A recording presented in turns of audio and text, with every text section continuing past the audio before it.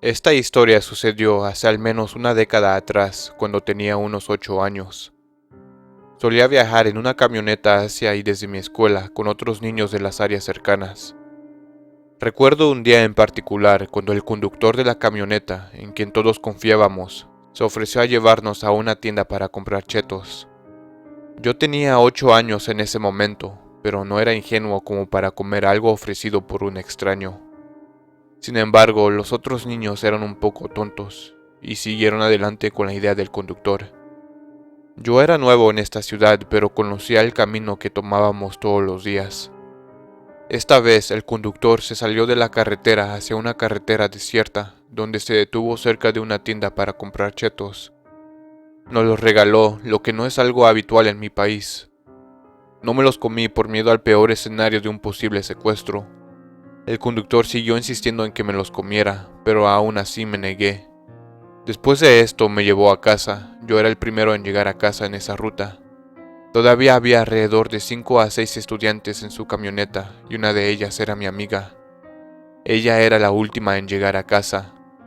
El siguiente día escolar fue después de 2 meses, dado que este día era el último día de clases y seguían unas largas vacaciones de verano.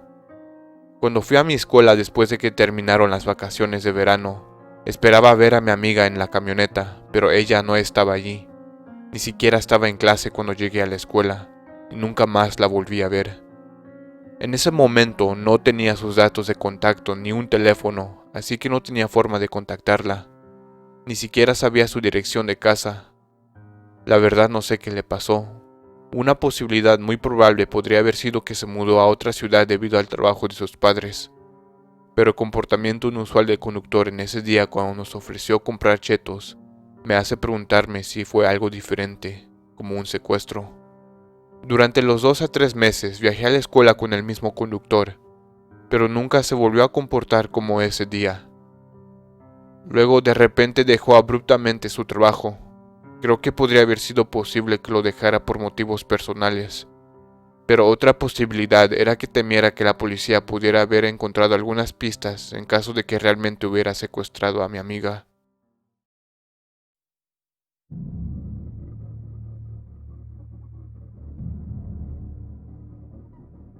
Juro que todo lo que voy a contar es 100% cierto.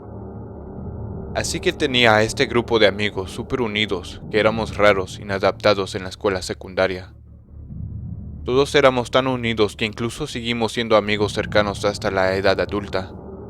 A pesar de la gran distancia física y de que todos recorrimos caminos muy diferentes en la vida.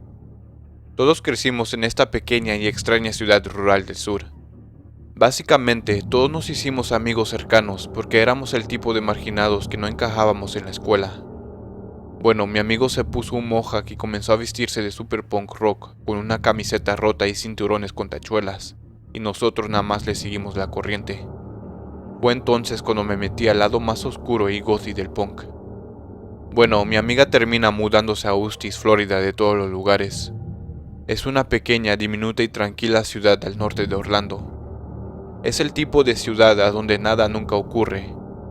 Mi amiga termina yendo a la prepa local de allí y yo la voy a visitar un verano. Estábamos aburridas, sin tener nada que hacer, porque no había nada que hacer en Eustis. Cuando estuve allí, fuimos al karaoke local del VFW y canté la versión completa de Sid Vicious My Way, gritando al micrófono mientras me tiraba al escenario, luciendo como una loca total.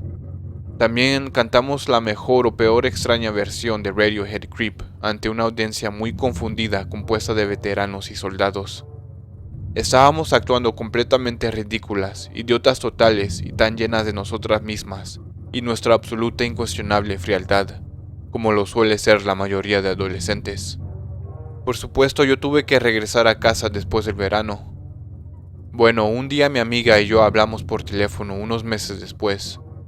Me dice que estos chicos góticos de la prepa donde ella va quieren pasar el rato con ella. Yo dije, suena bien, deberías pasar el rato con ellos. Quieren pasar el rato en un cementerio. Entonces, ¿por qué no vas? Porque son muy raros. Nosotras somos raras. No, ellos son como espeluznantes raros. Oh, sí, son niños góticos espeluznantes. Son unos jodidos idiotas que pasan el rato en el cementerio por la noche pretendiendo ser vampiros reales. Este tipo Rod Ferrell es súper asqueroso, y esta chica Heather sigue intentando con todas sus fuerzas ser mi amiga. Se disfrazan y fingen ser estos personajes del show del Vampire Masquerade. Son muy raros. Ella terminó. En mi cerebro de adolescente tenía problemas para entender cómo estos niños góticos como yo, que pasan el rato en un cementerio y juegan el mismo juego de rol que yo juego, podían ser raros. Pensé que simplemente no era lo suyo de mi amiga, ya que siempre se burlaba un poco de mí por ser gothi. Tan solo unos meses más adelante, estos mismos jóvenes resultaron ser los infames asesinos vampiros, cual fue una noticia nacional. Fueron conocidos como los asesinatos del culto vampiro. Rod Ferrell y Heather Wendorf eran los mismos jóvenes que pasaban el rato en el cementerio de Eustis, y aparentemente pensaban que eran vampiros reales y asesinaron a los padres de Heather. Lo que me asusta de toda esta historia hasta el día de hoy es, ¿qué hubiera pasado si se hubieran cruzado en nuestro camino solo unos meses antes durante ese verano que visité a mi amiga? ¿Nos habríamos animado a pasar el rato con ellos? ¿Habríamos quedado atrapados de alguna manera en los asesinatos y habríamos estado allí cuando se cometieron? Hay muchas preguntas que me hago. Esta es definitivamente una fascinante inmersión profunda en un verdadero crimen y lo puedes encontrar en Google si estás interesado. Hay toneladas de historias sobre estos adolescentes y cómo y por qué ocurrieron los asesinatos.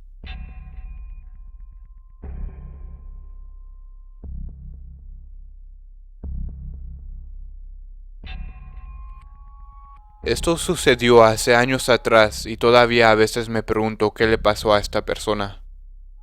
Mi amiga y yo solíamos ir a un club nocturno con regularidad. Entrábamos allí a las 10 p.m. y regresábamos a casa en la madrugada, entre las 2 y las 4 a.m.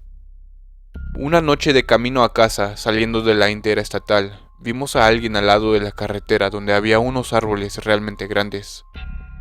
Parecía que estaba arrojando algo a las ramas. Tengan en cuenta que vivimos en un país peligroso, y detenerse a averiguar para saber qué está pasando no era una buena idea. Solamente redujimos la velocidad para ver mejor, y vimos que este tipo estaba tratando de tirar una cuerda a un árbol. Me asusté y decidí llamar a la policía porque no podíamos hacer nada. Así que mientras hablaba por teléfono con la policía, mi amiga se dio la vuelta para que pudiéramos pasar de nuevo y decidimos que haríamos un círculo hasta que llegara la policía. El tipo seguía intentando tirar esta cuerda al árbol, pero no pasaba por las ramas. Finalmente gritó algo. Bien enojado, tomó una mochila y comenzó a caminar por la calle. Creo que estaba furioso y sospechaba que ahora también era consciente de que lo estábamos mirando. Mientras se alejaba furiosamente por la carretera, tiró su mochila en medio de la carretera y la dejó allí, y se dirigió en dirección a un vecindario realmente peligroso. La policía no apareció y tuvimos que dejar de seguirlo. Dos mujeres jóvenes que conducían deliberadamente hacia una zona peligrosa en las primeras horas de la mañana era un riesgo que no podíamos correr. Obviamente nunca supimos lo que sucedió. Cuando llegamos a casa, mi amiga y yo nos sentamos en total silencio tomando café, tratando de darle sentido a lo que habíamos visto. Puede que fuéramos las últimas personas en ver ese hombre con vida. Si hubiera aparecido la policía, podría haber recibido ayuda. Ese evento dejó esta horrible sensación de vacío en nosotras, que quizás podríamos haberlo seguido, quizás deberíamos habernos acercado a él de alguna manera. En ese momento estábamos tan asustadas y tan aterrorizadas que no sabíamos qué más hacer. Espero que ese hombre siga con vida.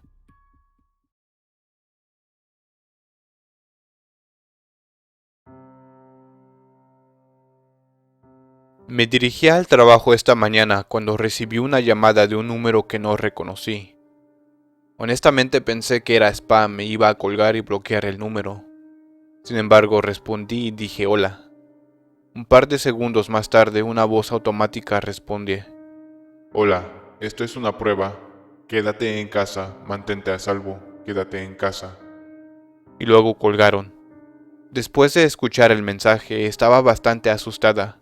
Sin embargo, me dirigí al trabajo e incluso llegué a casa temprano. Los días han pasado completamente normal y no han vuelto a llamar. Intenté buscar el número de teléfono, pero cuando lo hice no salió absolutamente nada. ¿Sabes cuando buscas algo en Google y no hay resultados? Eso es lo que pasó con este número. Pensé que al menos vería si el número de teléfono era un estafador o alguien me estaba haciendo una broma. Traté de dejar de pensar en eso, pero cuanto más lo pienso, más me asusta. ¿Qué quieren decir con una prueba? Me gustaría pensar que cuando dicen quédate en casa se refieren a la pandemia, pero definitivamente me asusta un poco. ¿Alguien más ha recibido una llamada extraña como esta?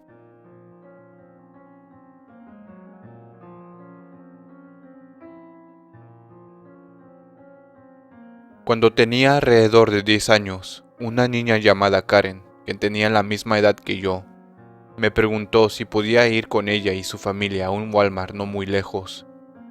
Le dije que tendría que preguntarle a mi papá, a lo que su mamá salió y me dijo que llamara a mi papá para poder preguntarle. Cuando lo hice, le informaron a mi padre que me iría por una hora y regresaría a casa. No fue así lo que pasó. Me fui con estas personas y mientras estaba afuera, no me di cuenta de que nada de lo que pasé era normal. Me llevaron a una granja y otros niños de mi edad estaban allí cuando me dijeron que me bañara en un balde junto con mi amiga Karen. Su madre nos dejó allí en esa granja por un tiempo mientras dábamos vueltas y conocíamos a más niños. Nos llevaron a una tienda de nieves y pregunté cuándo me llevarían a mi casa. La madre de Karen me miró y me dijo, nunca. Aproximadamente 3 días después, la señora me dejó en la casa de mi abuela después de que mi familia finalmente amenazó con llamar a la policía. No entiendo de quién y de dónde vinieron esos otros niños en esa granja. Nunca entendí por qué mi familia tardó tanto en recuperarme. No entendí nada de eso. Todavía no lo entiendo. Editación.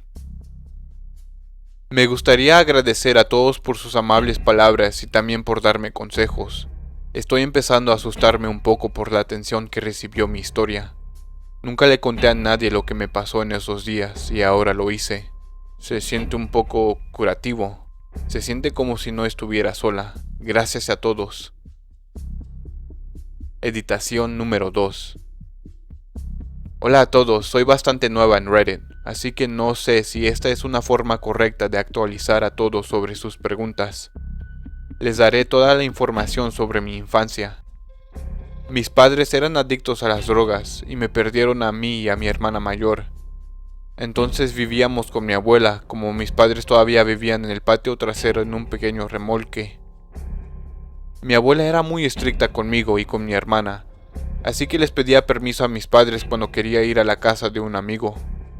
Sí conocían a Karen, aunque era una amiga bastante nueva, pero casi pasaba todos los días con ella, así que ellos conocían a su madre y a sus hermanos. Ahora, cada vez que le pregunto a mi papá qué piensa sobre lo que pasó, solo me dice que todos en mi familia, incluyendo a mi mamá, no parecían tan preocupados de que me fuera.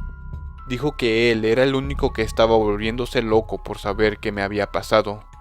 Sé que esto es cierto porque cuando me dejaron con mi abuela, él fue el primero en abrazarme y lloró mientras me tenía en brazos. Les conté lo que vi y experimenté, pero mi familia realmente cree en ocuparse de sus propios asuntos, así que nunca pasó nada. No sé por qué nunca llamaron a la policía.